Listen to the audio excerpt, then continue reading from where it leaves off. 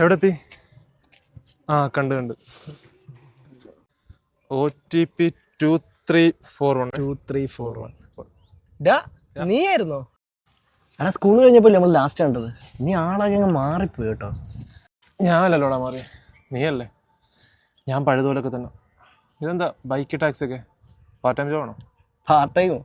ഇതെൻ്റെ ജോലി. എന്താ വേറെ നോക്കിയില്ലേ?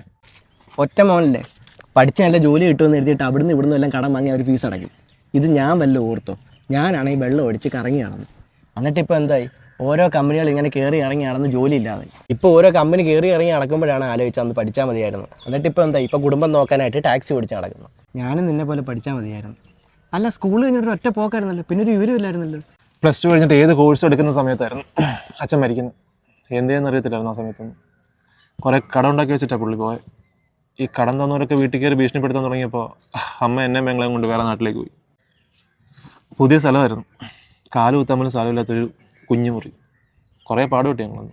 2-3 ദിവസമൊക്കെ പട്ടിണി കിടന്നിട്ടുണ്ട്, വെള്ളം മാത്രം കുടിച്ചിട്ട്.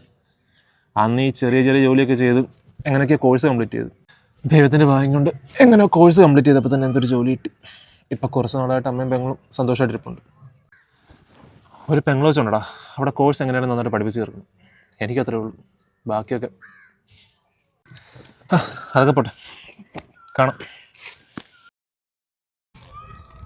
സ്കൂളിൽ എൻ്റെ തൊട്ടടുത്തിരുന്ന് പഠിച്ച എൻ്റെ കൂട്ടുകാരൻ അവനിപ്പോൾ എന്നെ കണ്ടിട്ട് ഇനി എന്ന് കാണുമെന്ന് പോലും അറിയാതെ ബൈ പറഞ്ഞു പോകും.